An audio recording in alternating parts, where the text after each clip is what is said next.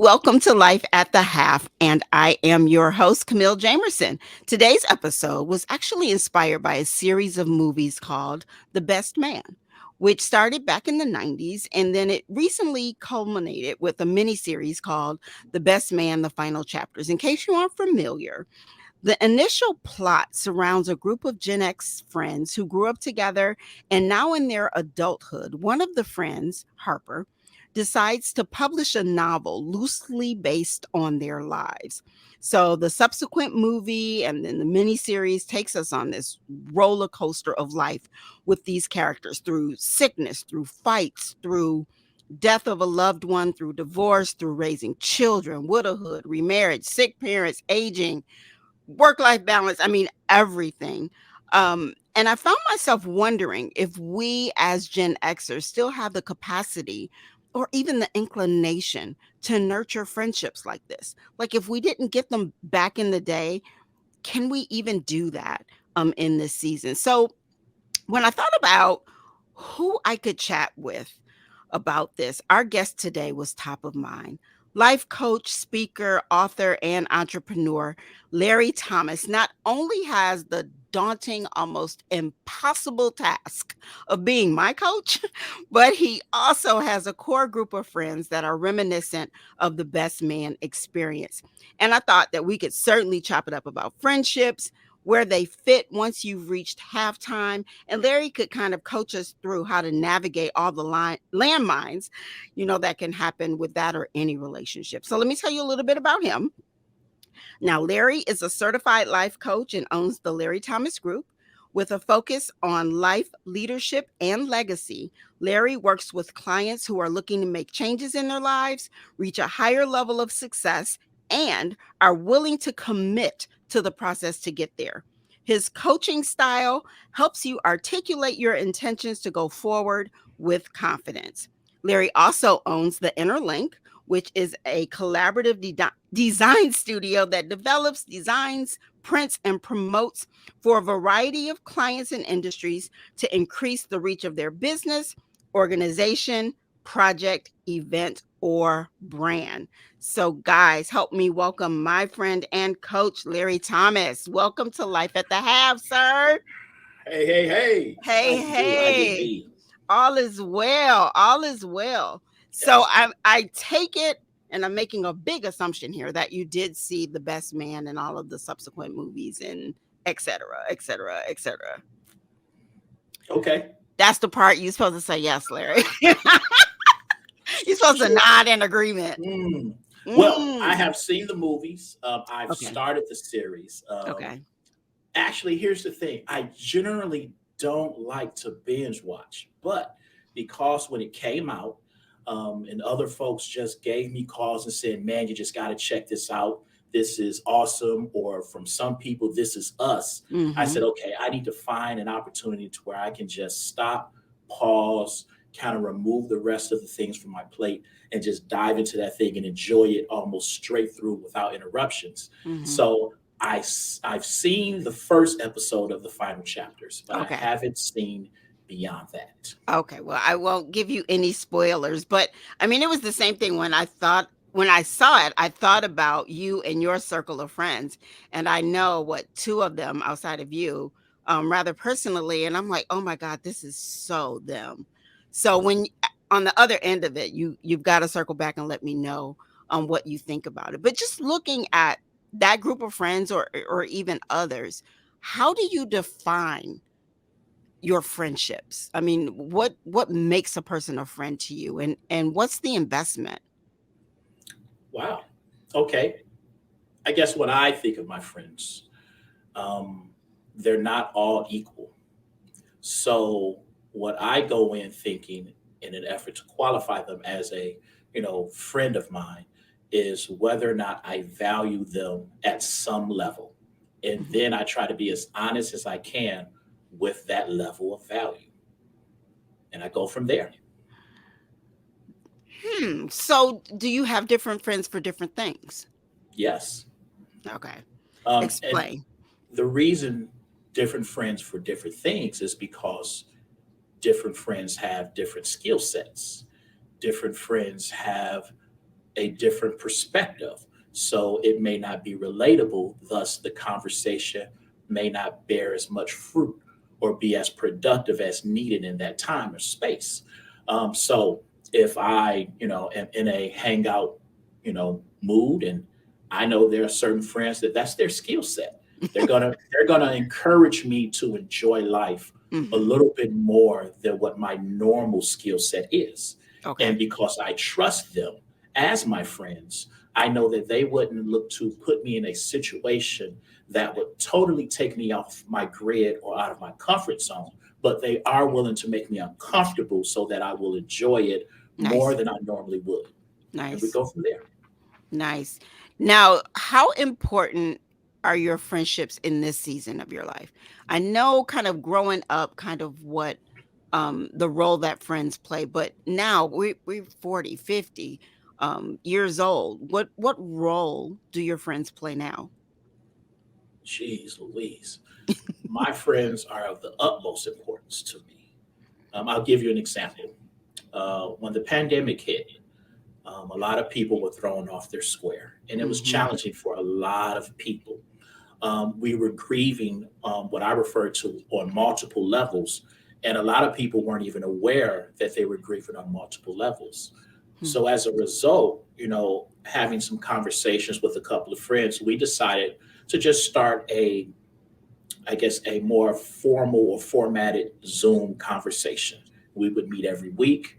We would chop it up, just have good conversation. And these four men would just check in on each other to just, see where we were, how the things were going, to laugh, to cry, to keep each other maybe updated on the other things we've heard from other friends, Mhm. um, just to keep everyone aware that you're not alone Nice. and there's some people willing to go through this with you.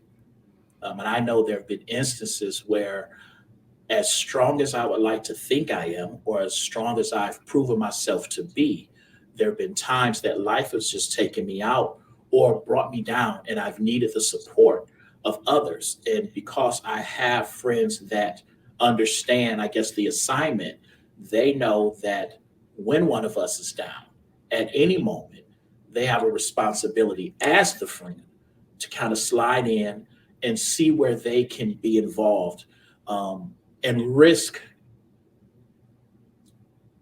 not doing it the way the person would Mm, receive it yeah. if everything was good. Yeah, And we're I gonna think, talk about risk more too. I'm glad you okay, said that. Um, has it been harder for you to maintain friends as you've gotten older or easier? easier. Really? Yes, easier. I'm surprised. Well, I can't speak from other people, but Mhm. I've had conversations, and I know as men, the idea is we're challenging our communications. And then as men, sometimes we're not willing to communicate. And then as men, sometimes the things we do communicate may not be as in depth as they need to be as it relates to helping us navigate this thing called life. I've been fortunate enough to be surrounded by a collective that over the years we've learned to be comfortable to have those conversations. And over the years, one may not have started this way, but as I said, over the years, they've risen Mhm. because of either their interactions with another friend or because the desire to be included in the conversations that have depth, that Mhm. are have meat and they resonate, or they're meaningful, or they're timely. Whether it be single dads needing to have conversations where you get two of those guys together, and that conversation is very interesting when you talk about breaking down some of the perceptions of a man taking care of the child for the lion's share of the parenting.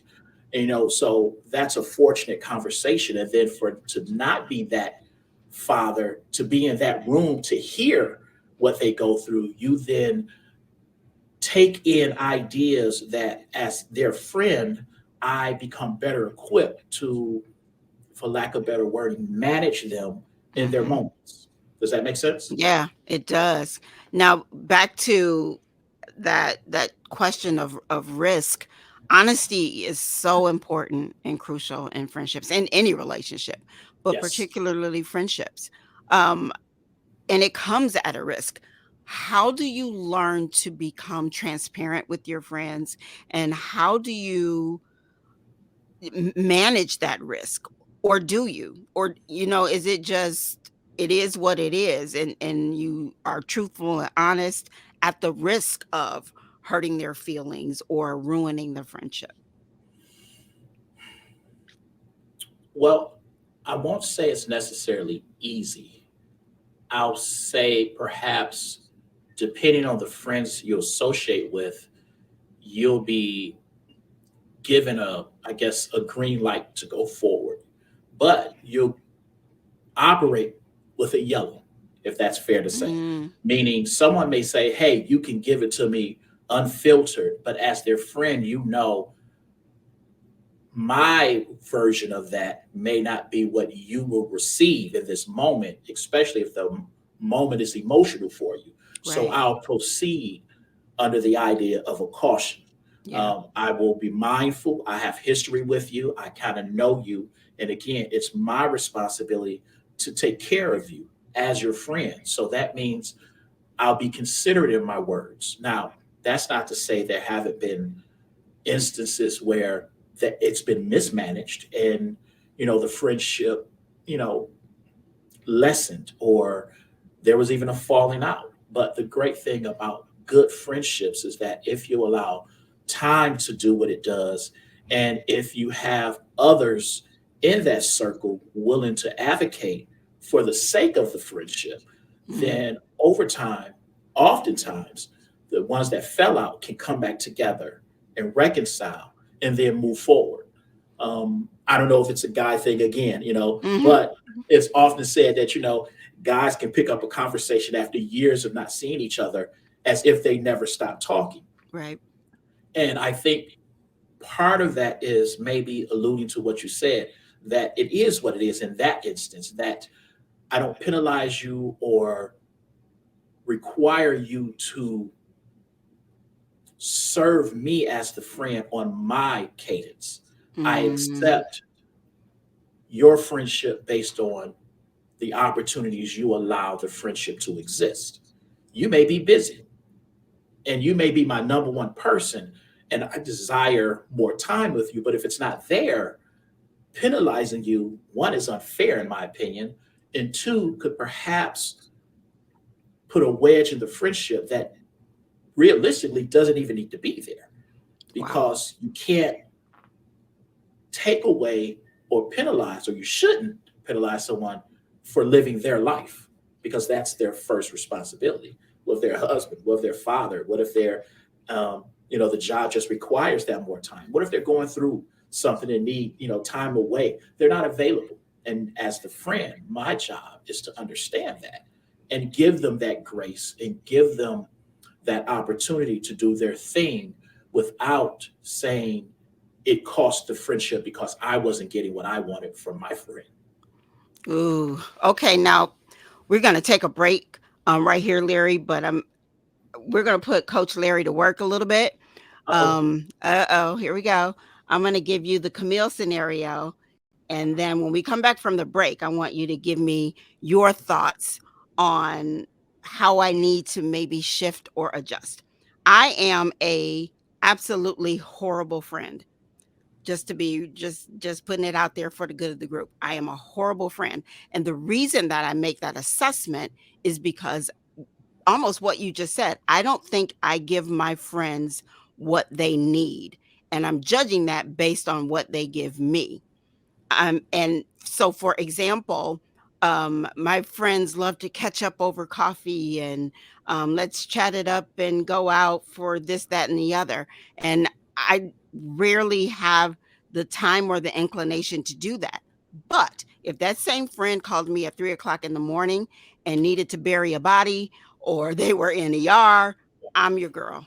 Okay. I'm your girl. So we're going to talk about that when we get back from the break. So you guys make sure you come back and hear what Coach Larry has to say about what to do when your friendships are unbalanced. And we'll be right back.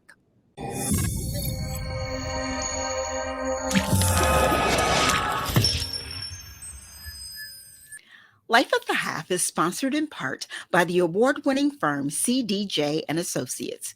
With CDJ and Associates, bringing on a consultant to help pull your business together doesn't have to be overwhelming and stressful.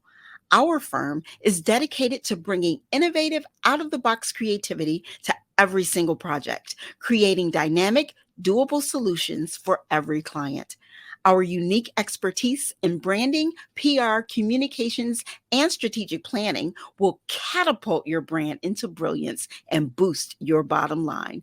Contact our squad of gladiators today at info@cdjandassociates.com. Again, that's info@cdjandassociates.com.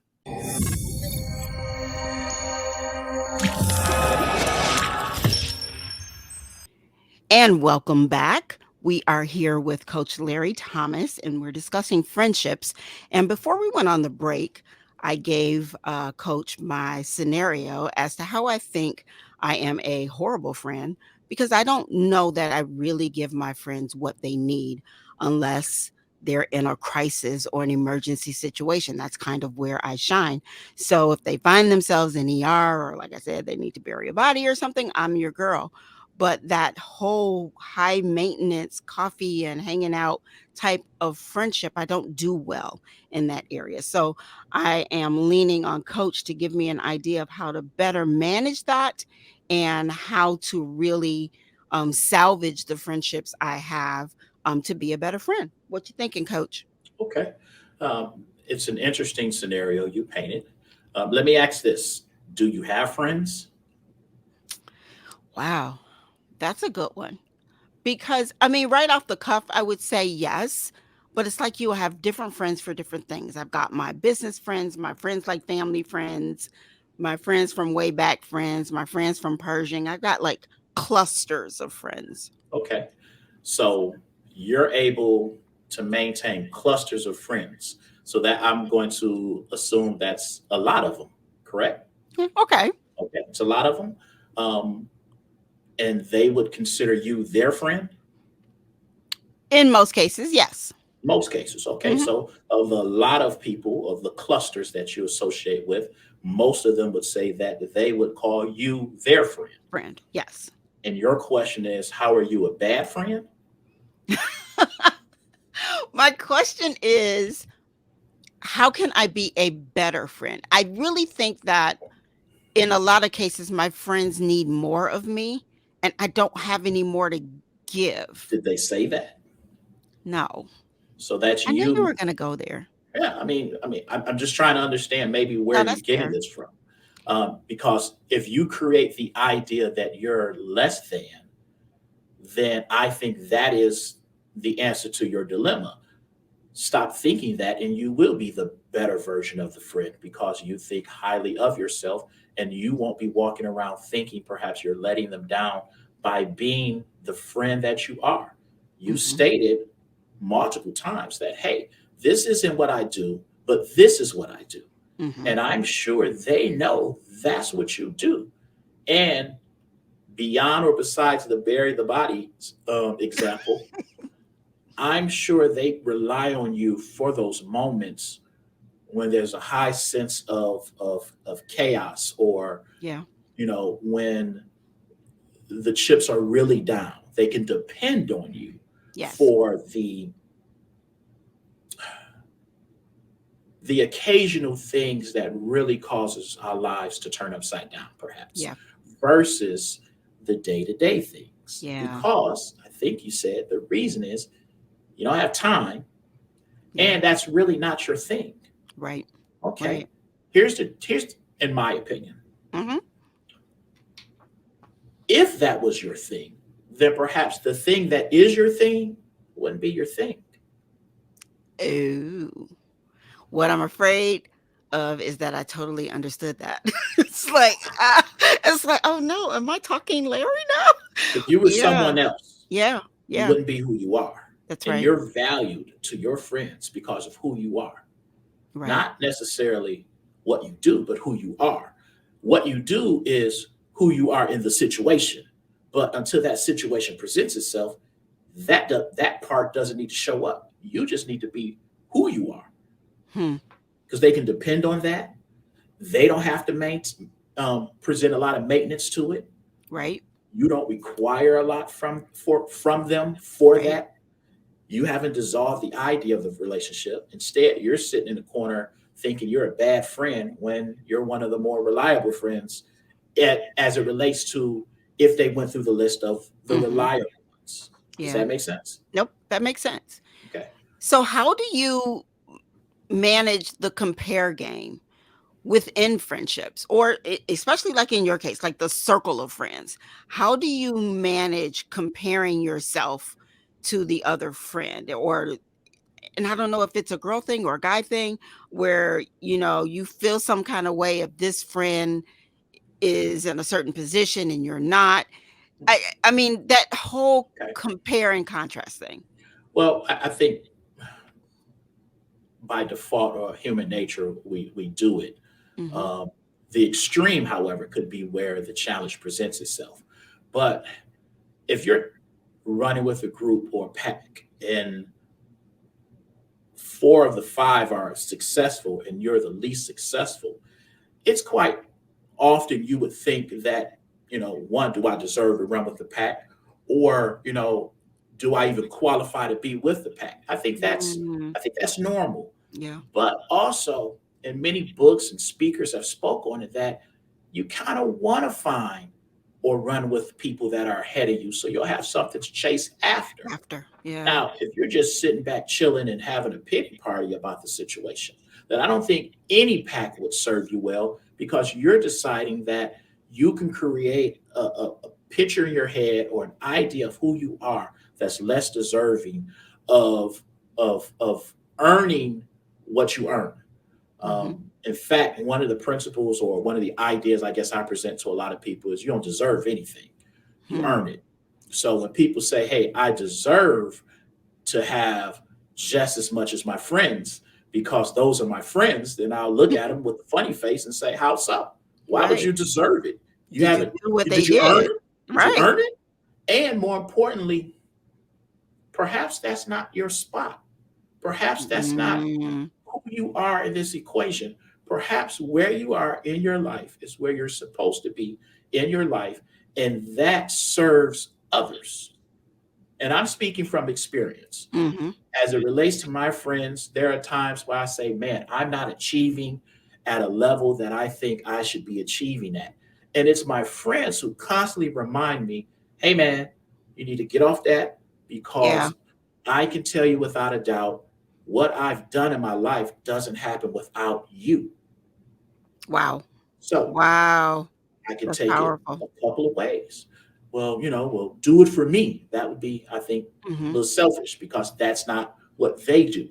Um, at the same time, I can rest on knowing that I've served my friends, my fellow man, and perhaps that is my thing. Perhaps I'm not this high obtaining, high level person anyway. And if I'm Mhm. totally honest, I know I'm not, because I don't care about that stuff. Mhm. I Right. care about my friends being okay. Mhm. So that means maybe I am the cheerleader of the group. Maybe I am the guy that says, "Hey man, how you doing? How you feeling?" And I think coming to terms with who you are and also where you are in life helps you navigate and deal with life better. Mhm. Because I think one of the most disserving things we can do is resent where we are. Yeah. Resentment could poison you in your mindset. It could poison you in how you interact. It could poison your perspective and your perception of the world around you. And you'll think you're due when the reality is maybe you just need to work a little harder. Mhm. Maybe you need to be okay with someone close to you, such as your friends, who you trust to be honest with you, to just tell you, hey, man, you got this. You're Right. okay. It'll come if you keep at it, Mhm. versus you should have it. Mhm. Yeah. Yeah. So, there are probably people listening who are thinking, okay, I'm however old I am, and I really can't put my finger on a couple of good friends. I got acquaintances, as we call them, or colleagues, or a couple of people that I run with or have grown up with. But if I really wanted to develop quality friendships at this stage, how would I go about doing that? That's a great question. Um, Initially, I would have to ask, uh, what prevents you from allowing others to be that friend to you? Is there something in the way? Is there an idea that holds you up? Do you find yourself, struggling with trust? Mm, Do you find yourself unwilling to be vulnerable with others? Uh, do you feel as if your representative needs to be at the forefront more than who you really are? Whether it be mm, because you're ashamed and you operate with a sense of I'm not enough, and as a result, you're trying to prove, and then they often misdiagnose because you're mm, not telling them or showing them who you really are, and so they're going by that. There could be a lot of contributing factors, I think, but I think the most important one, or the one at the front, oftentimes comes down to the individual and saying, "Do you really want friends?" yeah. Because yeah, it's a hard thing, but you know, at, when you talk about relationships, I think if you look at the different type of relationships and then look at them as a way to serve as practice for the other relationships, you'll start to see who you are in those different scenarios. Hmm. Example, the relationship I have with my son is a father to son, but it's still a relationship. Hmm. The relationship I have with my friends, it's a relationship. But who I am, there's a rhythm or a common in probably both of those. How I talk and try to deal with my son is very similar to how I talk and deal with my friends, Hmm. because I'm Larry 24/7. Right. Now, what the conversation may be is different, but how I think, how I go about it, what I would like to receive from both of those, I want from my son almost the same thing I want from my friends. Wow. I want them to trust me. I want them to know that I trust them. I want them to know that I will try my hardest to give them a safe place when they need me, Nice. whatever it is. Right. So if you're saying, hey, I'm struggling to find friends, one, are you seeking friendship? And to those that you have sought out and they're on, I guess, probation, do you offer them the authentic, true version of you so that they can feel safe with you?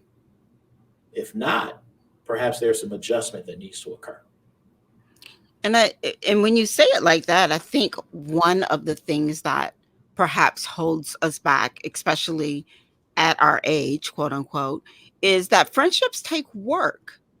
They're not going to just fall in your lap, and you have to be really intentional about nurturing those friendships and doing the work. And sometimes looking at the work that's involved in building friendships, I think can be a turnoff if we don't look at the value add of having the friendship, Okay. as kind of the reward for that. I can't back that up. But when you were saying that, that's kind of because in my head, I was like, ooh, that's a lot of work. Well, that's fair. But Yeah. remember when I said we don't deserve anything? Right. Anything of a value you think you should have without putting in work, you think you deserve it. And Yeah. I don't believe you deserve Deserve anything. anything. So Right. everything you're going to get that's worth something, you're going to have to work for it. Find me a scenario where you don't have to work for it to have it and to appreciate it. And perhaps that's the thing. Maybe we've gotten too fat and lazy on the fact that everything worth having requires some work. Yeah. Everything. And thinking this is a self serve, hook up, get it because you want it type of situation, I think that's very shameful on our part. And considering the age bracket that we're talking about, we should know better. Hmm. We That. should know better. And that's the part that I think is rippling throughout our communities. Hmm. We should know better. And as they say, oh, you know better than do better. We're right there as part of the answer. Yeah. Where's the doing better? Yep. You want more friends, you want more solid relationships. Be a better person in the relationship, but also be okay with the person that's not perfect in the relationship. Mm-hmm. And then perhaps we'll show the next group that comes after us. That's how it's done. Because this idea that, you know, especially in relation, well, I won't say especially, but oftentimes I hear in relationships, oh, I'm one and done. And if I see a red flag, I'm out. Yeah. Well, okay. Um, if they do this, then you just need to go. Like, okay. But what happens if the next person does the same thing? You'll be running all your life. Right. Perhaps you draw a line and maybe having a conversation. Maybe in your misrepresentation of who you are, someone thought that wouldn't be a trigger for you. And as a result, they didn't know they were doing potential harm by activating this thing that really hurts you, that causes you to run in the first place. Wow. So, I think there's a lot of conversation that we need to have, but I think the bulk of the conversation or the main part of the conversation is one we need to have with ourselves. We need Mm-hmm. to look ourselves in the mirror and be honest and say, hey, what are my intentions when I'm out here, saying I want this and that, but then what I do for this and that aren't really matching up. And Yeah. then I'm looking to find someone at fault. And it's generally not going to be myself because I don't want to present myself as in error or wrong. Yeah. The When villain. this is your life, you can't absolutely the villain or wrong in this scenario Mm-hmm. because the responsibility is yours. If I wrong you as your friend, it's my responsibility to apologize when I'm aware that I wronged you. Mm-hmm. It's on you to forgive me and give me an opportunity to reconcile and patch it up. But it's my responsibility to own it Yeah. and say, hey, whether I'm on board and agree with the thing that offended you is irrelevant because this is about you. Sorry. What can I do to make it better? Mm-hmm. I mean, I remember when we were growing up, we were quick to say, my bad. Right. And that was it. That was it. Yep. Issue Some over. issue over. My Yep. bad. Yep. Where Oh, you my want to eat? Yep. bad. And it Yep. was quick. Yep. It happened quick. And I think what we failed to realize is that we were hearing someone we cared about hurt us and then own it. And that removed the responsibility or the burden off of the one offended Offended. Yeah. from thinking it's their job to patch it up without even being prompt to know that we're in a safe place to patch it up. Yeah. Oh, that's good. That's good. So, what do you think of the term "no new friends"? I don't. Right. I mean, like No. if Wait. somebody, your core, what is five of y'all, right? So Nah. if The core, yes, it's it's it's a good five. It spreads out, yeah, and to see, to a that's good what I was 10. gonna Yeah. ask. How does someone get in that core or nah? Well, just as you said earlier, how you have different circles, I Hmm. have different circles. Okay. Um, Now, does that mean someone couldn't penetrate and become a part of that core? I guess that would depend on the conversation and how it's seen. That core, there's a push, an ebb and flow to it, if you will. Yeah. And life kind of dictates or determines the consistency of the interaction and the intensity of the interactions. Hmm. So, is it open for someone else penetrating? Yeah. But because that particular core is built on certain things, that makes it harder for someone to penetrate and be Right. considered that core. Because they don't Someone, have those things in common. right, we don't have the initial things that make that group the group. Okay. Now, if someone new was to come into the fold, then that group would exist over here Separate as from the well core. with that person. Gotcha. So I think that's kind of how it goes because using that as the example, the new person, let's say it like this. In high school, there were 10 of us, as I said. I would be considered the nucleus, but all 10 weren't necessarily cool with each other. But there was a respect for each other Hmm. by being part of the grouping. So that didn't mean you're responsible and you were called to interact and, be cool with someone you weren't cool with. You're only cool if the relationship developed and the two of you decided that there was a friendship Friendship. beyond Yeah. just the naming. So over time, that thing has changed the rotations, the interactions. As I said, there's an ebb and flow, there's an intensity or frequency, location, proximity. Those things kind of contribute to, you know, those factors I just spoke of.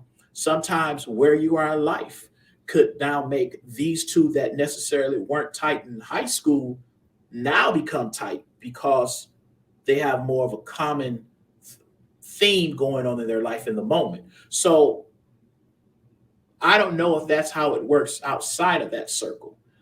I know for us, that's how it's worked, and it's worked and served us well.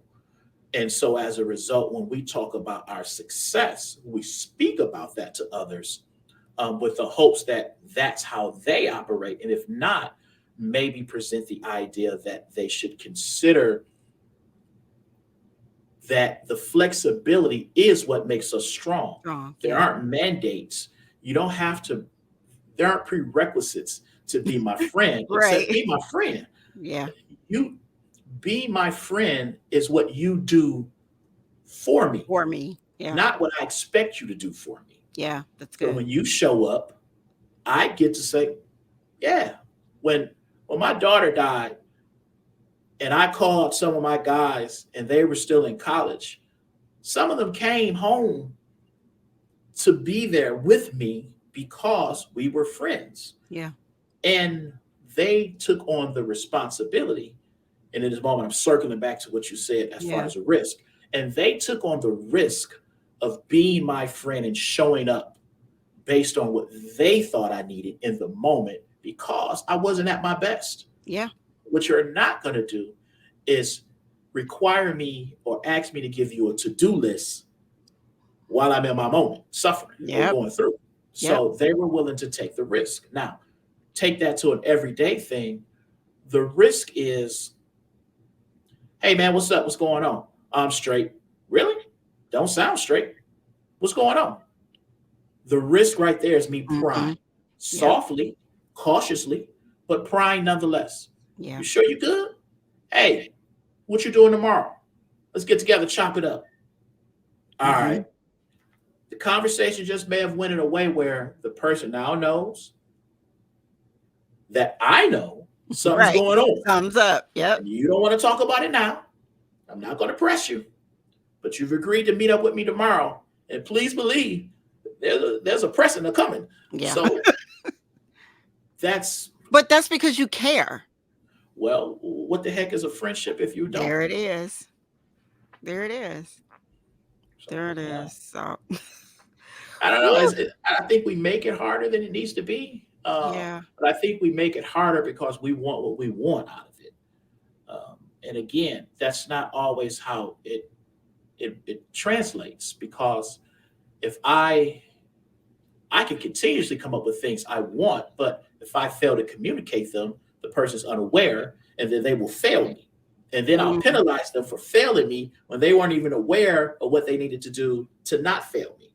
And now exactly. the friendship is busted up because of my inability to communicate. Wow. Woo. Well, that's a good spot to close out this segment on that note. But I have to ask you some questions that Sure. I am going to ask every guest. First of all, what book are you reading, or what book do you recommend? Ah. I'm an avid reader, so I'm always asking to add to my book list. Um, was it Grief is Love, Living with Loss? Ooh. Marissa Renee Lee. I'm reading that. Mm-hmm. Um, as I endeavor to help or assist more people in the loss and grieving process, uh, I continuously try to gain or gather perspectives of other people's journey so that, I'm better equipped or aware of the variety of ways we go through, some version of loss. Wow. So that's one I'm taking in because for me and most of my journey, a lot of my lost as it relates to loved ones were through accidents versus, watching and Mm-hmm. being there as they, came to Transition. the end and Yeah. transition. So Right. that's that book. And then another one recommended by one of my good friends was what Your Brain is Always Learning. Mm. Yeah. Who's the author? Daniel Amen. Amen. I think Daniel Amen. I think. Okay. It's a pretty good book. Pretty good book. Just and that one is just going through trying to take the understanding that your mind is open, and a lot of things that penetrate and we take in may not be good things, but because our mind is always processing them, then you need to be aware of that processing, and more importantly you need to be aware of coming up with fail safes so that when you're taking in information that could be detrimental or negative to your forward movement, you can kind of, activate those Right. safeguards Yeah. and protect yourself. Because I think it's very important that we know who we are and what causes us to, be triggered, or just what causes us to respond, negatively or positively. And what was the name of that book again? Your brain always listening. Oh, Your brain is always you're always listening. listening. Okay. Yeah. Great. Now, think about Larry Thomas at 16 years old. Oh, yeah. Youngster. 16-year-old Larry. What is that? Give me 3 words that would describe that Larry. 16. What is Mhm. that? I'm a December baby. Where am I? Okay. Undisciplined, Mm, untrained, but open. mm. Yeah, I Well, think that was that kind of yeah. where I was, when I was kind of coming into my own. But Mhm, I didn't my upbringing. I didn't have a lot of mentorship mhm. or mentoring, so I was allowed to kind of grow and develop, my ideas without a lot of parental influence. Mhm, Let's say mhm, that. mhm. So you know, while in high school, that was quite honestly the beginning of me coming into my own, because, and perhaps this is also why my friends are so important and endeared to me. That was where I began to feel safe. You know, Mm. meeting, my friends, and they didn't all come, Yeah, at once. It right. was it was a process. It was a, it was a building. It was a Mhm, continuous, cause of events that made it what it was. But man, I just tell you, my first friend, Damon Phillips. I remember mhm, he just leaned over. He was like, "Hey, I'm Damon." I turned around and I'm Larry. mhm. And just the introducing of myself was interesting, Hmm. because here was someone attempting to be my friend Friend, yeah, versus, how it went. Oftentimes you're looking for someone you already know. yeah. And He he took a was, risk. oh, he took a risk and he was relentless. Mhm, I mean, as far as his story, he was from the D, but he was West Coast for a while, and coming back, he had that, that West Coast mentality. It's vibe, like, yeah. he ain't know any better. It's like, what you doing? We don't Man, do that here. we don't do that here. We First don't of do that all, here. you're out here tripping. But he was willing to take the risk. And, Wow. in fact, he was the one that encouraged me to just live a little more. Mm, And from there, other friendships developed and blossomed. And I tell you, one of my reasons for having to give back is because I owe them, because they were mhm. willing to be my friend. And more importantly, they were willing to take me on as their friend, Wow. because I know who I am. And I know, especially at that age, there was a lot going on. The funny is that you find out there was a lot going on with them, Mhm. and so it reciprocated. Yeah. And that's the thing I talked about earlier. being honest and being vulnerable and being willing to present who you are and finding folks that will allow you to do it without the judgment. And Yeah. then they desire or find themselves willing to do the same. It's hard to sever that type of friendship because it's not surface, it's not superficial. Yeah. It's solid. Yeah. It's got some roots. Yeah. So those are my three words. Yep. Yeah. So, do you have any final words regarding friendship or anything that we've discussed that you'd like to leave with our listeners?